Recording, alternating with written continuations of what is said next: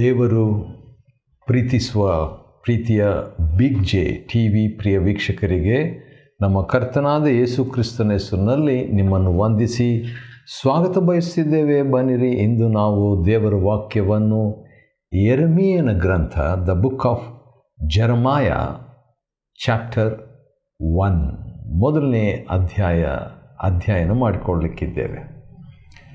ಯೆರೆಮೀಯ ಅಂತ ಹೇಳಿದರೆ ಯೆಹೋವನು ಎಬ್ಬಿಸುವನು, ಜೆಹೋವ ವಿಲ್ ರೈಸ್ ಯು, ಅಥವಾ ಯೆಹೋವನು ಮೇಲಕ್ಕೆತ್ತುವನು, ಜೆಹೋವ ವಿಲ್ ಲಿಫ್ಟ್ ಯು ಅಪ್, ಅಥವಾ ಯೆಹೋವನು ನಿನ್ನನ್ನು ಉನ್ನತಪಡಿಸುವನು, ಜೆಹೋವ ವಿಲ್ ಎಕ್ಸಾಲ್ಟ್ ಯು, ಅಥವಾ ಯೆಹೋವನು ನಿನ್ನನ್ನು ಸ್ಥಾಪಿಸುವನು, ಎತ್ತಿ ಹಿಡಿಯುವನು ಎಂಬುದಾಗಿ. ಆದ ಕಾರಣ ಇಂಥ ಒಂದು ಹೆಸರಿನ ಪ್ರವಾದಿ ಅಂದು ಯೆಹೂದ, ವಿಶೇಷವಾಗಿ ಯೆಹೂದ ದೇಶಕ್ಕೆ ಪ್ರವಾದಿಯಾಗಿ ಆ ಸಂದೇಶವನ್ನು ಕೊಡುವುದಕ್ಕೆ ಬಂದಿದ್ದು ಒಳ್ಳೆಯದಾಯಿತು. ಯಾಕಂದರೆ ಅವರು ಆತ್ಮಿಕವಾಗಿ ಅವರು ಡೌನ್ ಕೆಳಗೆ ಕುಸಿತಾ ಇದ್ದರು. ಅಂಥ ವೇಳೆಯಲ್ಲಿ ದೇವರು, ನಾನು ನಿಮ್ಮನ್ನು ಮೇಲಕ್ಕೆತ್ತುವೆನು, ನಾನು ನಿಮ್ಮನ್ನು ಸ್ಥಾಪಿಸುವೆನು, ನಾನು ನಿಮ್ಮನ್ನು ಬಲಪಡಿಸುವೆನು ಎಂಬಂಥ ಹೆಸರಿರುವಂಥ ಪ್ರವಾದಿ ಬಂದು ಪ್ರವಾದನೆ ಹೇಳುವಂಥದ್ದು ಒಳ್ಳೆಯದಾಯಿತು. ಸರಿ, ಈಗ ನಾವು ಮೊದಲನೇ ಅಧ್ಯಾಯದಲ್ಲಿ ಯೆರೆಮೀಯನ ಕುರಿತಾಗಿ ನಾವು ನೋಡಿಕೊಳ್ಳಲಿಕ್ಕಿದ್ದೇವೆ. ಮತ್ತು ಈ ಮೊದಲನೇ ಅಧ್ಯಾಯದಲ್ಲಿ ದೇವರು ಮಾಡುವಂಥ 19 ವಚನಗಳಿದೆ. ಅದರಲ್ಲಿ 23 ಮಹತ್ ಕಾರ್ಯಗಳನ್ನು ನಾವು ನೋಡ್ತೇವೆ ರೀ. 23 mighty acts of God in Jeremiah chapter 1. ಮೊದಲನೇದಾಗಿ ನಾವು ನೋಡುವಾಗ 2ನೇ ವಚನದಲ್ಲಿ ಯೆಹೋವನ ವಾಕ್ಯವು ಇವನಿಗೆ ಒದಗಿತು. The word of the Lord came to Jeremiah. ಮತ್ತು ಯೆರೆಮೀಯನು ಯವನಸ್ಥನಾಗಿದ್ದನು, ಅನುಭವ ಇಲ್ಲದಂಥ ವ್ಯಕ್ತಿಯಾಗಿದ್ದನು. ಮತ್ತು ಅವನ ಹಿನ್ನೆಲೆ ನಾವು ನೋಡೋದಾದರೆ ಬೆನ್ಯಾಮೀನ್ ಸೇಮಿಗೆ ಸೇರಿದಂಥ ಅನಾಥೋತ್ ಊರಿನ ಯಾಜಕ ವರ್ಗದವನು ಮತ್ತು ಹಿಲ್ಕೀಯನ ಮಗನು ಆದಂಥ ಯೆರೆಮೀಯನು. ಮತ್ತು ಹಾಗಾದರೆ ಈತನು ಪ್ರವಾದಿ ಮಾತ್ರ ಅಲ್ಲ, ಯಾಜಕ ವರ್ಗಕ್ಕೆ ಸೇರಿದಂಥ ವ್ಯಕ್ತಿಯು, ಭಕ್ತಿವಂತ ವ್ಯಕ್ತಿಯೂ ಕೂಡ ಆಗಿದ್ದನು ಯೆರೆಮೀಯನು. ಯೆರೆಮೀಯನ ವಿಷಯದಲ್ಲಿ ನೋಡುವಾಗ ಅನೇಕ ಸಂಗತಿಗಳನ್ನು ನಾವು ಕಲಿತೇವೆ. ಆದ ಕಾರಣ ಈಗ ಎರಡನೇದಾಗಿ ಯೆರೆಮೀಯನ ವಾಕ್ಯವು ಯಾವಾಗ ಬಂತು ಎಂಬುದಾಗಿ ನೋಡುವಾಗ 3ನೇ ವಚನದ ಕೊನೆ ಭಾಗದಲ್ಲಿ ಯೆರೂಸಲೇಮಿನವರು ಸೆರೆ ಹೋಗುವ ತನಕ ಯೆಹೋವನ ವಾಕ್ಯವು ಯೆರೆಮೀಯನ ಮುಖಾಂತರವಾಗಿ ಬರ್ತಿತ್ತು. 70 ವರ್ಷಗಳು ಯೆಹೂದ್ಯರು ಬಾಬೆಲ್ಗೆ ಸೆರೆ ಒಯ್ಯಲ್ಪಟ್ಟರು. ಅವರು ಹೋಗುವ ತನಕ ದೇವರ ವಾಕ್ಯವನ್ನು ದೇವರು ನಂಬಿಗಸ್ತನಾಗಿ ಯೆರೆಮೀಯನ ಮುಖಾಂತರವಾಗಿ ತನ್ನ ಜನರಿಗೆ ಕೊಡ್ತಾಯಿದ್ದನು. ಏನಂತ ದೇವರು ಯೆರೆಮೀಯನಿಗೆ ಮಾತಾಡಿದನು ನೋಡೋಣ ಬನ್ನಿರಿ. 4ನೇ ವಚನ, ಯೆರೆಮೀಯ 1:4. ಯೆಹೋವನ ಈ ವಾಕ್ಯವನ್ನು ನನಗೆ ದಯಪಾಲಿಸಿದನು.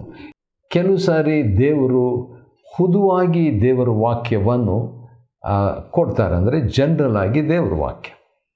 ಆದರೆ ಕೆಲವು ಸಾರಿ ದೇವರು ತನ್ನ ವಾಕ್ಯವನ್ನು ಪರ್ಸ್ನಲ್ ಆಗಿ, ವ್ಯಕ್ತಿಗತವಾಗಿ ಕೊಡ್ತಾರೆ. ಅದಕ್ಕೆ ಈ ರೀತಿಯಾಗಿ ನಾನು ಒಂದು ಪದ ಯೂಸ್ ಮಾಡಲಿಕ್ಕೆ ಇಷ್ಟಪಡ್ತೇನೆ. ಅದೇನಂತ ಹೇಳಿದರೆ the logos of God and the rhema of God. Logos of God ಅಂತ ಹೇಳಿದರೆ ದೇವರ ಹುದುವಾದ ವಾಕ್ಯ, ರೇಮ್ ಆಫ್ ಗಾಡ್ ಅಂತ ಹೇಳಿದ್ರೆ ದೇವರ ಪ್ರತ್ಯೇಕವಾದ ವಾಕ್ಯ. ಸರಿ, ಯೆರೆಮೀಯನಿಗೆ ಆವತ್ತಿನ ದಿವಸ ಒಂದು ರೇಮ ವಾಕ್ಯ ಸಿಕ್ತು, ಅಂದರೆ ಪ್ರತ್ಯೇಕವಾಗಿ ಒಂದು ವಾಕ್ಯ ಬಂತು. ಅದು ವಾಕ್ಯ ಏನಿದೆ ಅಂತ ಹೇಳ್ಬಿಟ್ಟು ನಾವು ನೋಡೋಣ. 5ನೇ ವಚನದಲ್ಲಿ, ನಾನು, ದೇವರು ಹೇಳೋದು, ನಾನು ನಿನ್ನನ್ನು ಗರ್ಭದಲ್ಲಿ ರೂಪಿಸುವುದಕ್ಕೆ ಮುಂಚೆ ನಿನ್ನನ್ನು ತಿಳಿದಿದ್ದೇನು. ವಾವ್!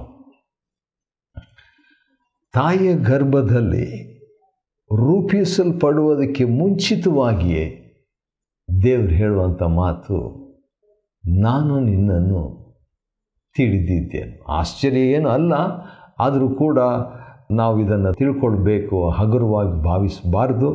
ಯಾಕಂದರೆ ದೇವರಿಗೆ ಎಲ್ಲ ಸಾಧ್ಯ. ಆದರೂ ಕೂಡ ದೇವರು ಅದನ್ನು ಸ್ಪಷ್ಟಪಡಿಸಿ ಪ್ರತ್ಯೇಕಪಡಿಸಿ ನಮ್ಮ ಹತ್ರ ಪ್ರಕಟಿಸುವ ಆತನಾಗಿದ್ದಾನೆ. ಸರಿ, ದೇವರ ಮಹತ್ ಕಾರ್ಯಗಳಲ್ಲಿ ಒಂದು ಏನಂತ ಹೇಳಿದ್ರೆ, ದೇವರು ನಮ್ಮನ್ನು ನಮ್ಮ ತಾಯಿಯ ಗರ್ಭದಲ್ಲಿ ಇರುವುದಕ್ಕಿಂತ ಮುಂಚೆ ಅಥವಾ ರೂಪಿಸುವುದಕ್ಕೆ ಮುಂಚೆನೇ ದೇವರು ನಮ್ಮನ್ನು ತಿಳಿದಿದ್ದಾನೆ.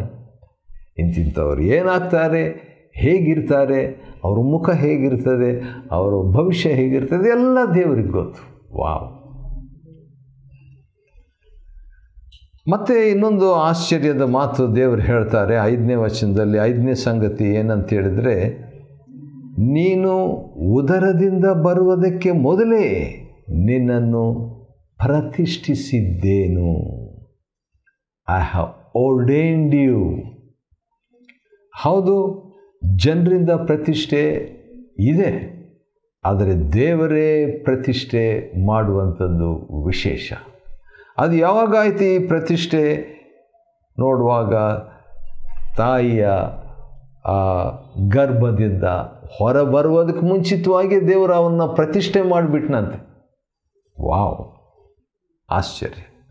ಅದೇ ರೀತಿಯಾಗಿ ನಮ್ಮ ವಿಷಯದಲ್ಲಿ ಕೂಡ ದೇವರು ಆತನು ನಮ್ಮ ವಿಷಯದಲ್ಲಿ ಮಹಾಯೋಜನೆ ಇಟ್ಕೊಂಡಿದ್ದಾನೆ. ಒಂದು ವಾಕ್ಯ ನನಗೆ ನೆನಪಿಗೆ ಬರ್ತಿದೆ, ಅದನ್ನು ನಾನು ಓದುವಂಥದ್ದು ಒಳ್ಳೆಯದು ಅನ್ನಿಸ್ತದೆ. ಕೀರ್ತನೆ 139ನೇ ಅಧ್ಯಾಯದಲ್ಲಿ ನಾವು ನೋಡುವಾಗ ಈ ರೀತಿಯಾಗಿ ಒಂದು ಮಾತು ಇದೆ, ಅದು ಆಶ್ಚರ್ಯ ಅನ್ನಿಸ್ತದೆ. ಅದೇನಂತ ಹೇಳಿದ್ರೆ 16ನೇ ವಚನ, ಕೀರ್ತನೆ 139:16, ನಾನು ಇನ್ನೂ ಕೇವಲ ಪಿಂಡವಾಗಿರುವಾಗ, ತಾಯಿಯ ಗರ್ಭದಲ್ಲಿ ಒಂದು ಪಿಂಡವಾಗಿ, ಒಂದು ಚಿಕ್ಕ ಪಿಂಡವಾಗಿರುವಾಗ ನಿನ್ನ ಕಣ್ಣುಗಳು ನನ್ನನ್ನು ನೋಡಿದವು.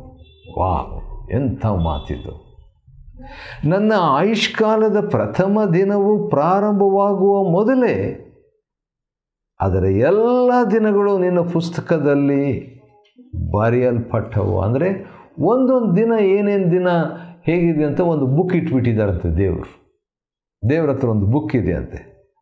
ಆ ಬುಕ್ನಲ್ಲಿ ಒಬ್ಬೊಬ್ಬರು ಎಷ್ಟು ದಿನಗಳು ಇರ್ತಾರೆ ಎಂಬುದಾಗಿ ಅವರ ಆಯುಷ್ಕಾಲ, 50 ವರ್ಷ, 60 ವರ್ಷ, 70, 80, 100 ವರ್ಷ ಇವರು ಇರ್ತಾರೆ, 120 ವರ್ಷ ಕೂಡ ಇರ್ತಾರೆ ಎಂಬುದಾಗಿ ದೇವರು ಬರೆದು ಬಿಟ್ಟಿದ್ದಾರಂತೆ. ಅದನ್ನೇ ನಾವು ಕೀರ್ತನೆ 139:16 ನಾವು ನೋಡ್ತೇವೆ. ಸರಿ, ಈಗ ನಾವು ಯೆರೆಮೀಯನ ಗ್ರಂಥಕ್ಕೆ ಬರೋಣ. ಅದರಲ್ಲಿ ದೇವರ 23 ಮಹತ್ ಕಾರ್ಯಗಳನ್ನು ನಾವು ನೋಡ್ತಿದ್ದೇವೆ. ಯೆರೆಮೀಯನ ಜೀವನದಲ್ಲಿ ದೇವರು ಪ್ರತಿಷ್ಠೆ ಪಡಿಸಿದಂತೆ. ಯೆರೆಮೀಯ ಅಂದರೆ ಹೆಸರು ಯೆಹೋವನ ಮೇಲೆ ಕೆತ್ತುವನು, ಸ್ಥಾಪಿಸುವನು. ನೋಡ್ರಿ, ಅವನ ಹೆಸರಿಗೆ ತಕ್ಕಂತೆ ಆ ರೀತಿಯಾಗಿ ದೇವರ ಆ ಭಕ್ತನನ್ನು ಮೇಲಕ್ಕೆತ್ತಿದನು, ಸ್ಥಾಪಿಸಿದನು ಅಂತ ಹೇಳ್ಬಿಟ್ಟು ನೋಡ್ತೇವೆ.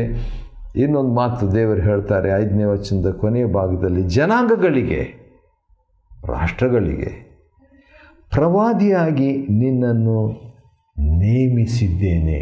Wow! I have made you a prophet to the nations. ದೇವರು ಈ ರೀತಿಯಾಗಿ ಒಬ್ಬ ನನ್ನ ಆತ್ಮಿಕ ನಾಯಕರು, ನನ್ನ ಆತ್ಮಿಕ ತಂದೆ ಒಂದು ಮಾತು ಹೇಳ್ತಿದ್ರು ಅಥವಾ ಪ್ರೇಯರ್ ಮಾಡ್ತಿದ್ರು, ಅದು ನೆನಪಿಗೆ ಬರ್ತಿದೆ. ಅದೇನಂತ ಹೇಳಿದ್ರೆ, ಲಾರ್ಡ್ ಲೇ your hand upon this person. ಕರ್ತನೇ, ನಿನ್ನ ಹಸ್ತವನ್ನು ಈ ವ್ಯಕ್ತಿಯ ಮೇಲೆ ಹಿಡಿ, ಅಥವಾ ನಿನ್ನ ಹಸ್ತ ಆ ವ್ಯಕ್ತಿಯ ಮೇಲೆ ಇರಲಿ ಅಥವಾ ಎತ್ತು ಎಂಬಂಥ ಒಂದು ಮಾತು. ಆ ರೀತಿಯಾಗಿ ಇಲ್ಲಿ ಕೂಡ ನಾವು ನೋಡುವಾಗ ಯೆರೆಮೀಯನನ್ನು ದೇವರು ಪ್ರವಾದಿಯಾಗಿ ನೇಮಿಸಿದಂತೆ. ಆ ರೀತಿಯಾಗಿ ದೇವರು ಹೇಳಿದಾಗ ಯೆರೆಮೀಯನಿಗೆ ಶಾಕ್ ಆಗೋಯ್ತು. 6ನೇ ವಚನದಲ್ಲಿ ಅದಕ್ಕೆ ನಾನು, ಅಂದರೆ ಯೆರೆಮೀಯನು ಹೇಳ್ತಿದ್ದಾನೆ, ಅಯ್ಯೋ. ಫಸ್ಟ್ ವರ್ಡ್ ಯೆರೆಮೀಯನು ದೇವರಿಗೆ ಹೇಳಿದ ಮಾತು ಏನಂದರೆ ಅಯ್ಯೋ ಅಂದ್ಬಿಟ್ಟ. ಯಾಕಂದರೆ ಅವನು ಮನುಷ್ಯನಾಗಿದ್ದ. ಆಮೇಲೆ 2ನೇ ಮಾತು, ಕರ್ತನಾದ ಯೆಹೋವನೇ. ಹಳೆ ಒಡಂಬಡಿಕೆ ಭಕ್ತಾದಿಗಳು ತಮ್ಮ ವೀಕ್ನೆಸ್ಸಸ್ ಅವ್ರಿಗೆ ಗೊತ್ತಿತ್ತು. ಆದ ಕಾರಣ ನಾನು ಮಾತು ಬಲ್ಲವನಲ್ಲ, ನನಗೆ ಮಾತಾಡಲಿಕ್ಕೆ ಬರಲ್ಲ. ನನ್ನ ಬಂದು ಜನಾಂಗಗಳಿಗೆ, ರಾಷ್ಟ್ರಗಳಿಗೆ ಪ್ರವಾದಿಯಾಗಿ ಮಾಡಿದ್ದೀನಿ ಅಂತ ಹೇಳಿದ್ರೆ ಅದು ಹೇಗೆ? ನನಗೆ ಮಾತಾಡಲಿಕ್ಕೆ ಆಗಲ್ಲ, ಅಯ್ಯೋ ಎಂಬುದಾಗಿ ಹೇಳಿಬಿಟ್ಟು, ನಾನು ಮಾತು ಬಲ್ಲವನಲ್ಲ, ಬಾಲಕ, ನಾನು ಹುಡುಗ, ನಾನು ಸ್ವಾಮಿ, ನಾನು ಹುಡುಗಪ್ಪ, ಬಾಲಕ. ಆ ರೀತಿಯಾಗಿ ಹೇಳಿದಾಗ ದೇವರು 7ನೇ ವಚನದಲ್ಲಿ, ಯೆಹೋವನು ನನಗೆ ಬಾಲಕನೆನ್ನಬೇಡ, ನೋ, ಹುಡುಗ ಅನ್ಕೋಬೇಡ, ನೀನು ಹುಡುಗನೇ, ನೀನು ಬಾಲಕನೇ ನೀನು, ಆದರೂ ಕೂಡ ನನ್ನ ಮುಂದೆ ಬಾಲಕನ ಅನ್ಬೇಡ ನೀನು. ಯಾಕೆ? ದೇವರು ಒಂದು ಮಾತು ಹೇಳ್ತಾರೆ, ಬಾಲಕ ಅಂತ ಹೇಳಿದ್ರೆ ನನಗೇನು ಗೊತ್ತಿಲ್ಲ, ನಾನು ಎಕ್ಸ್ಪೀರಿಯನ್ಸ್ ಇಲ್ಲ ಅಂತ ಆ ಅರ್ಥದಲ್ಲಿ ಯೆರೆಮೀಯನು ಹೇಳಿರಬೇಕು. ಅದಕ್ಕೆ ಆ ರೀತಿಯಾಗಿ ಹೇಳಬೇಡ ನೀನು. ಯಾಕಂದರೆ ದೇವರು ಯಾರಿಗಾದರೂ ಏನಾದರೂ ಒಂದು ಕೆಲಸ ಕೊಟ್ಟರೆ ಅದಕ್ಕೆ ಬೇಕಾದ ಕೃಪೆ ಕೂಡ ಕೊಡ್ತಾರೆ. ಅದನ್ನೇ ಯೆರೆಮೀಯನು ಗೊತ್ತಾಗಬೇಕಾಗಿತ್ತು. ಆದರೆ ಆ ರೀತಿಯಾಗಿ ಹೇಳಿಬಿಟ್ಟು, ಯಾರ ಬಳಿಗೆ ನಿನ್ನನ್ನು ಕಳಿಸ್ತೇನೋ ಅವರೆಲ್ಲರ ಬಳಿಗೆ ನೀನು ಹೋಗೇ ಹೋಗಿ ನಾನು ಕಳಿಸ್ತೇನೆ. ದೇವರ ಮಹತ್ ಕಾರ್ಯ ಮತ್ತೊಂದು 8ನೇದು ಏನಂತ ಹೇಳಿದರೆ, ದೇವರು ಕಳಿಸುವಾತನಾಗಿದ್ದಾನೆ. God is a God who sends. 7ನೇ ವಚನದ 2ನೇ ಭಾಗದಲ್ಲಿ, ನಾನು ಆಜ್ಞಾಪಿಸುವುದನ್ನೆಲ್ಲ ನುಡಿಯಲೇಬೇಕು. ದೇವರು ಯೆರೆಮೀಯನ ಮುಖಾಂತರ ಕೆಲವು ವಿಷಯಗಳನ್ನು ಸ್ಟ್ರಾಂಗ್ ಮಾತು ಆಜ್ಞಾಪಿಸ್ತಾನೆ. ರಾಜರ ಹತ್ರ ಎಲ್ಲ ಹೋಗಿ ಮಾತಾಡಬೇಕಾಗ್ತದೆ, ಅದನ್ನು ನುಡಿಯಲೇಬೇಕು. ಅವರಿಗೆ ಅಂಜಬೇಡ, ನಿನ್ನನ್ನು ಉದ್ಧರಿಸಲು ನಾನೇ ನಿನ್ನೊಂದಿಗೆ ಇರುವೆನು. ಇದು 10ನೇದಾಗಿ ದೇವರ ಮಹತ್ಕಾರ್ಯ ಯೆರೆಮೀಯನ ಜೀವನದಲ್ಲಿ. ಅದೇನಪ್ಪ ಅಂತ ಹೇಳಿದರೆ, ದೇವರು ಹೇಳ್ತಾನೆ, ನಾನೇ ನಿನ್ನ ಜೊತೆಗಿರ್ತೀನಿ. I will be with you. ಇನ್ನೇನು ಬೇಕ್ರಿ ನಮಗೆ? ದೇವರೇ ಜೊತೆಗಿದ್ದ ಮೇಲೆ ಏನೂ ಬೇಕಾಗಿಲ್ಲ ನಮಗೆ. ಇದು ಯೆಹೋವನಾದ ನನ್ನ ಮಾತು ಅಂತ ಹೇಳಿಬಿಟ್ಟು ದೇವರು ಅಷ್ಟಕ್ಕೆ ಬಿಡಲಿಲ್ಲ. ಇವನಿಗೆ ಸ್ವಲ್ಪ ಏನೋ ಒಂದು ಎಕ್ಸ್ಟ್ರಾ ಬೇಕಾಗಿತ್ತು, ಏನೋ ಒಂದು ಎಕ್ಸ್ಪೀರಿಯನ್ಸ್ ಬೇಕಾಗಿತ್ತು, ಏನೋ ಒಂದು ಟಚ್ ಬೇಕಾಗಿತ್ತು. ಆದ ಕಾರಣ ದೇವರು ಏನು ಮಾಡ್ತಾರೆ ಅಂತ ಹೇಳಿದ್ರೆ 9ನೇ ವಚನದಲ್ಲಿ, ಆಗ ಯೆಹೋವನು ಕೈ ಚಾಚಿ ನನ್ನ ಬಾಯನ್ನು ಮುಟ್ಟಿ. ಇಲ್ಲಿ ಟೆಸ್ಟಿಮೋನಿ ಕೊಡ್ತಾ ಇದ್ದಾನೆ ಯೆರೆಮೀಯನು. ದೇವರು ತನ್ನ ಕೈ ಚಾಚಿಬಿಟ್ಟು ನನ್ನ ಬಾಯಿ ಮುಟ್ಟಿದ ಅಂತ ಹೇಳ್ಬಿಟ್ಟು. ಕೆಲವು ಸಾರಿ ಆ ರೀತಿಯಾಗಿ ದೇವರು ನಮ್ಮ ಬಾಯನ್ನು ಮುಟ್ಟಬೇಕಾಗ್ತದೆ. ಮುಟ್ಟಿ, ಈಗೋ ನಿನ್ನ ಬಾಯಲ್ಲಿ ನನ್ನ ಮಾತುಗಳನ್ನು ಇಟ್ಟಿದ್ದೇನೆ. ಇದು 11ನೇ ಅಥವಾ 13ನೇ ಮಹತ್ ಕಾರ್ಯ. ಅದನ್ನು 9ನೇ ವಚನದ 2ನೇ ಭಾಗದಲ್ಲಿ ನೋಡ್ತೀವಿ. ದೇವರು ತನ್ನ ವಾಕ್ಯಗಳನ್ನು, ಮಾತುಗಳನ್ನು ಯೆರೆಮೀಯನ ಬಾಯಲ್ಲಿಟ್ಟನಂತೆ. ವಾವ್! ಇಂಥದ್ದು ಓದ್ಬಿಟ್ರೆ ನನಗೆ ಭಾಳ ಖುಷಿ ಆಗಿಬಿಡ್ತದೆ. ಯಾಕಂದರೆ ನಾನು ಕೂಡ ಬಾಯಿ ಬಿಚ್ಚಿದ್ರೆ ವಾಕ್ಯ ಬರಬೇಕು. ವಾಕ್ಯ ಬಿಟ್ಟು ಬೇರೇನೂ ಬರಬಾರ್ದು ಅನ್ನುವ ರೀತಿಯಲ್ಲಿ ನಾನು ಭೂಲೋಕದ ಜೀವನವನ್ನು ಮಾಡಲಿಕ್ಕೆ ಇಷ್ಟಪಡ್ತೇನೆ. ಆದರೂ ಕೂಡ ಕೆಲವು ಸಾರಿ ಬೇರೆ ಬೇರೆ ಮಾತುಗಳು ಬಂದುಬಿಡ್ತವೆ. ಅದಕ್ಕೆ ನನ್ನ ಫೇವ್ರೇಟ್ ವಾಕ್ಯ ಯೆರೆಮೀಯನ ಗ್ರಂಥ 15ನೇ ಅಧ್ಯಾಯ 19ನೇ ವಚನ ಎಷ್ಟು ಚೆನ್ನಾಗಿದೆ ನೋಡ್ರಿ. ನೀನು ನನ್ನ ಕಡೆಗೆ ಹಿಂದಿರುಗಿದರೆ ನನ್ನ ಸಮ್ಮುಖದಲ್ಲಿ ನಿಲ್ಲುವಂತೆ ನಾನು ನಿನ್ನನ್ನು ತಿರುಗಿ ಸೇರಿಸಿಕೊಳ್ಳುವೆನು. ಜೆರೆಮಾಯ ಚಾಪ್ಟರ್ 15 ವರ್ಸ್ 19 ಸೆಕೆಂಡ್ ಪಾರ್ಟ್ ಎಷ್ಟು ಚೆನ್ನಾಗಿದೆ ನೋಡಿ, ಎಷ್ಟು ಪವರ್ಫುಲ್ ಆಗಿದೆ. ನೀನು ತುಚ್ಛವಾದವುಗಳನ್ನು ನಿರಾಕರಿಸಿ, ಅಂದರೆ ಯೂಸ್ಲೆಸ್ ಮಾತಾಡಬಾರ್ದು. ಕೆಲವು ಸಾರಿ ಕೆಲವರು ಮಾತಾಡುವಾಗಲೇ ಥೂ ಅಂತ ಸ್ಟಾರ್ಟ್ ಮಾಡಿ ಅಥವಾ ಬೇರೆ ಬೇರೆ ಅಯ್ಯೋ ಅಂಥೇಳಿ ನಕಾರಾತ್ಮಕವಾಗಿ ಮಾತಾಡ್ತಾರೆ. ನೀನು ತುಚ್ಛವಾದದ್ದನ್ನು ನಿರಾಕರಿಸಿ ಅಮೂಲ್ಯವಾದದ್ದನ್ನು ಪ್ರಕಾಶಪಡಿಸಿದರೆ ನೀನು ನನ್ನ ಬಾಯಂತಿರುವಿ. ವಾವ್! ಇನ್ನೊಂದು ಭಾಷಾಂತರದಲ್ಲಿ ಈ ರೀತಿಯಾಗಿದೆ, ಅದೇನೆಂದರೆ you will be my mouth. ನಮ್ಮ ಬಾಯಿ ದೇವ್ರ ಬಾಯಿ ಆಗಬೇಕಾದ್ರೆ ಸೀಕ್ರೆಟ್. ಜೆರೆಮಾಯ 15:19 ಏನು ಸೀಕ್ರೆಟು? ಯೂಸ್ಲೆಸ್ ಮಾತನ್ನು ಬಿಟ್ಟುಬಿಟ್ಟು ದೇವರ ಮಾತುಗಳನ್ನು ಆಡ್ತಾ ಹೋದಾಗ ಏನಾಗ್ತದೆ, ಕ್ರಮೇಣ ನಮ್ಮ ಬಾಯಿ ದೇವ್ರ ಬಾಯಿ ಆಗಿಬಿಡ್ತೈತಂತ್ರಿ. ಇದು ನನ್ನ ಆತ್ಮಿಕ ನಾಯಕನಿಂದ, ಆತ್ಮಿಕ ತಂದೆಯಿಂದ ಕಲಿತಂಥ ಮಾತು. ಸರಿ, ಅದು ನನ್ನಲ್ಲಿ ಉಳಿದು ಬಿಟ್ಟಿದೆ. ಸರಿ, ದೇವರು ಯೆರೆಮೀಯನ ಬಾಯಲ್ಲಿ ತನ್ನ ಮಾತುಗಳನ್ನು ಇಟ್ಟಿದ್ನಂತ. ವಾವ್!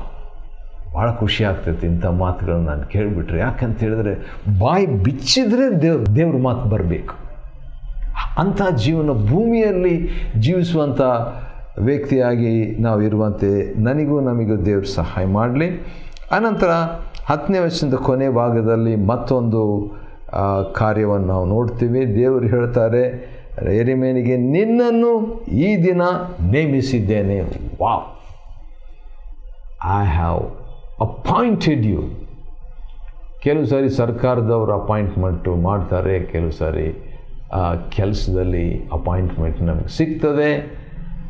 ಆದರೆ ದೇವರ ಅಪಾಯಿಂಟ್ಮೆಂಟು ಭಾಳ ವ್ಯತ್ಯಾಸ, ಭಾಳ ಶಕ್ತಿಯುತವಾದದ್ದು. ಆ ರೀತಿಯಾಗಿ ಹೇಳಿಬಿಟ್ಟು 11ನೇ ವಚನದಲ್ಲಿ ದೇವರು ಯೆರೆಮೀಯನೇ ಅಂತ ಹೇಳ್ತಾನೆ ರೀ. ಏನು ನೋಡ್ತಾ ಇದ್ದಿ ಅಂತ ಹೇಳಿದಾಗ ಯೆರೆಮೀಯನು ಹೇಳ್ತಾನೆ. ಆವಾಗ ದೇವರು ಹೇಳುವಂಥ ಮಾತು 12ನೇ ವಚನದ 2ನೇ ಭಾಗ, ನನ್ನ ಮಾತನ್ನು ನೆರವೇರಿಸುವುದಕ್ಕೆ ಎಚ್ಚರಗೊಂಡಿದ್ದೇನೆ ಎಂಬ ಮಾತು ದೇವರು ಹೇಳ್ತಾರೆ. ಹೌದು, ಹಾಗೆ ಮುಂದುವರಿಯುವುದಾದರೆ 15ನೇ ವಚನದಲ್ಲಿ ಕರೆಯುವಿಕೆ, ದೇವರ ಕರೆಯುವಿಕೆ ಬಗ್ಗೆ ನೋಡ್ತೇವೆ. ಆಮೇಲೆ 16ನೇ ವಚನದಲ್ಲಿ ದೇವರು ಬಿಟ್ಟಂಥದ್ದನ್ನು ನೋಡ್ತೇವೆ. ಆಮೇಲೆ ಕಂಗೆಡಬೇಡ ಅಂತ ಹೇಳ್ಬಿಟ್ಟು ನಿನ್ನನ್ನು ಸ್ಥಾಪಿಸಿದ್ದೇನೆ ಅಂಥೇಳಿ ಕೊನೆಗೆ ದೇವರು ನಾನೇ ನಿನ್ನೊಂದಿಗಿರುವೆನೆಂಬುದಾಗಿ ಹೇಳ್ತಾನೆ ರೀ. ಯೆರೆಮೀಯನ ಗ್ರಂಥ 1ನೇ ಅಧ್ಯಾಯವನ್ನು ಅಧ್ಯಯನ ಮಾಡಿಕೊಳ್ಳುವಂತೆ ದೇವರು ಕೊಟ್ಟ ಕೃಪೆಗಾಗಿ ಆತನಿಗೆ ಸ್ತೋತ್ರವಾಗಲಿ. ದೇವರು ನಿಮ್ಮನ್ನು ಆಶೀರ್ವದಿಸಲಿ.